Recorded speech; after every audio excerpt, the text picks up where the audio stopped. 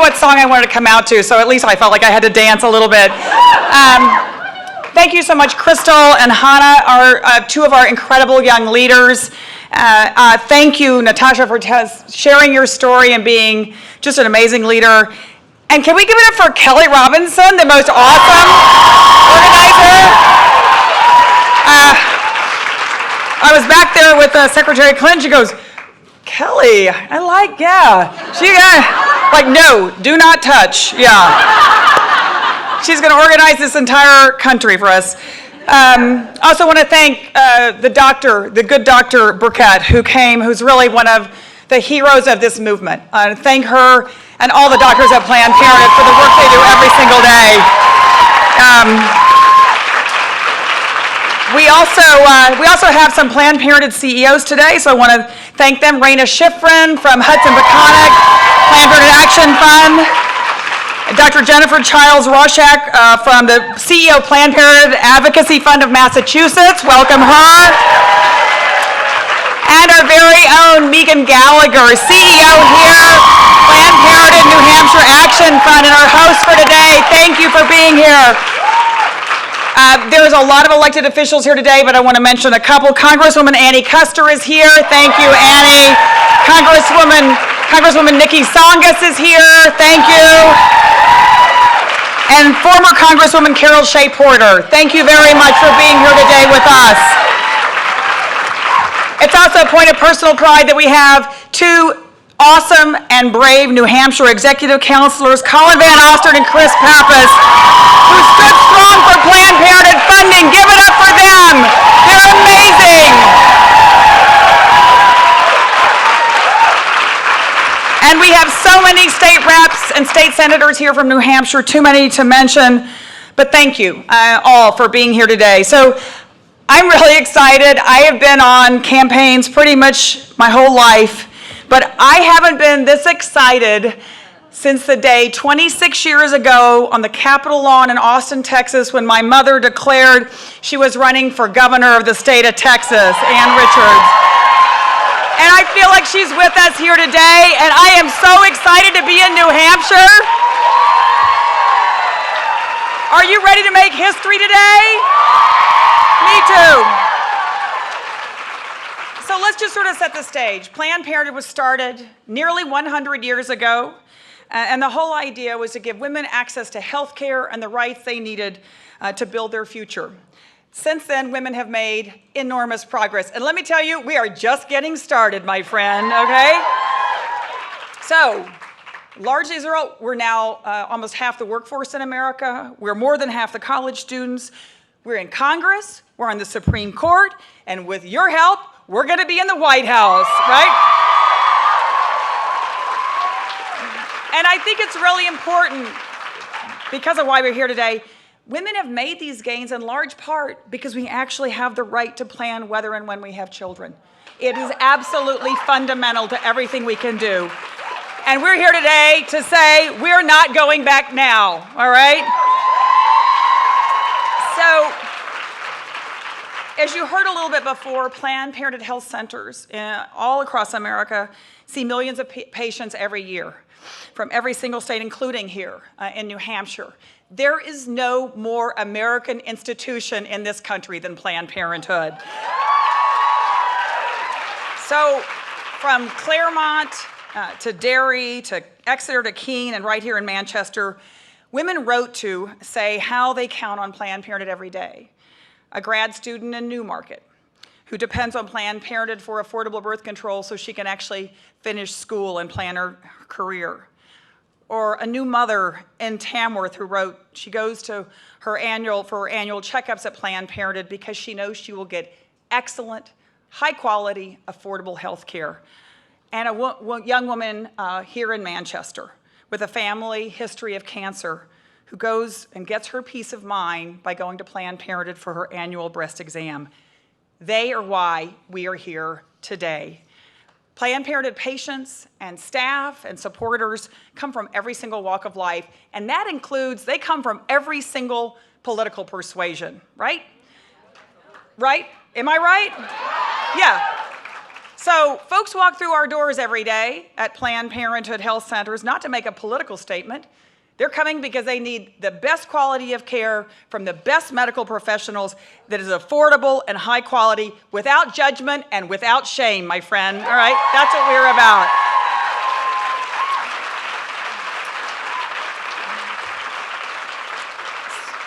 So as one of our patients from Keene said, Planned Parenthood provides screenings and care that keep our population healthy and able to live free. Isn't that what New Hampshire is all about?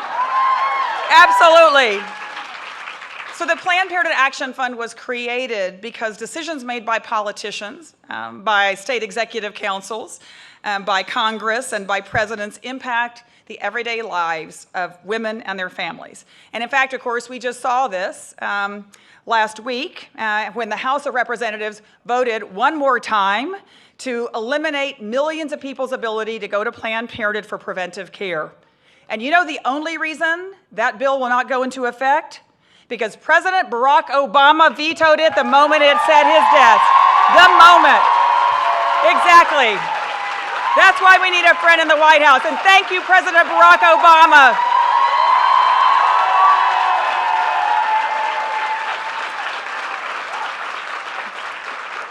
And that helps us know why the stakes have never been higher for women and for families. And over the past few months, as you have heard at community forums around the country, Planned Parenthood Action Fund spoke with supporters on the ground about what they want from the next president. And here's what we heard. They want a president who believes that access to health care isn't a luxury, it's a human right.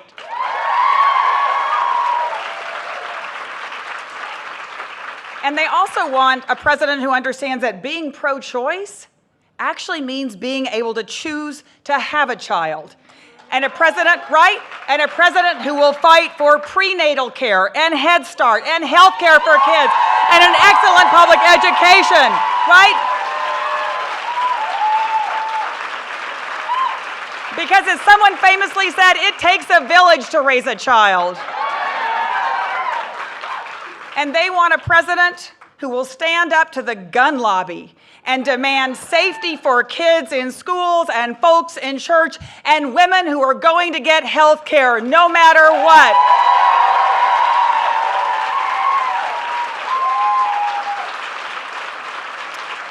And they want a president who will demand that nobody is paid less just because they are a woman.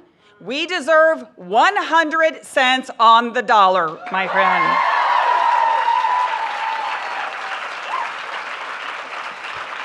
And folks around the country demand a president who will protect access to safe and legal abortion and who is tough enough to stand up to anyone who would deny women the right to make their own health care decisions, right?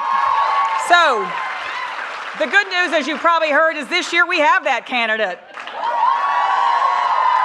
And so I couldn't be prouder to say that today the Planned Parenthood Action Fund is proud to endorse Hillary Clinton to be the next president of the United States of America.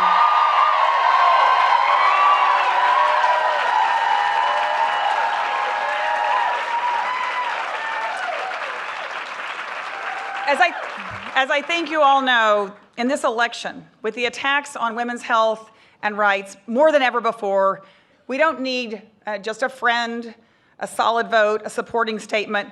We need a fighter. It was Hillary Clinton who first said to the world that women's rights are human rights and human rights are women's rights once and for all, right? Now, okay, here's the tough thing, is there are actually some folks who still don't believe in that, and the real problem is several of them are running for president of the United States of America. Personally, I hope I live to see the day when a woman's right to health care is embraced by Republicans and Democrats and independents and understand it is an American value. It is an American value. But one lesson from the recent Republican debates is we've got a lot of work to do. Every single leading Republican candidate for president has committed to destroying the progress that women have made. They have all vowed to ban safe and legal abortion. They have pledged to repeal the Affordable Care Act, ending insurance coverage for birth control for 55 million women in America. And they have sworn to block Planned Parenthood access for millions of patients in this country, including cancer screenings, wellness visits, and family planning. Frankly, the Republicans running for president have painted a picture of their vision for women, and it looks like a lot like the 1950s. And my friends, we are not going backwards. I mean, yeah. Mad Men is great entertainment on TV, but I sure don't want to live in that series. Hillary Clinton understands the lives of women, and she's been fighting for women and families her entire life, and not just with her words, but with action. As a young attorney, working for the Children's Defense Fund, advocating for victims of abuse. As First Lady, helping create the Children's Health Insurance Program, which provides 8 million children in America access to health care. And as U.S. Senator, she introduced 8 bills to expand access to reproductive health care, and that's 8 more than anyone else running for President of the United States. No candidate has done more for women and families, for our health, our rights, and our economic security. She's the leader I trust in the White House to make sure that women and families move forward. As Secretary of State, she put women's health care and economic rights at the top of the global agenda. And she stared down some of the toughest dictators around the globe. So I have no doubt that she can stare down the gun lobby, the Tea Party, and anybody who would take away women's rights, because she never wavers. She never wavers.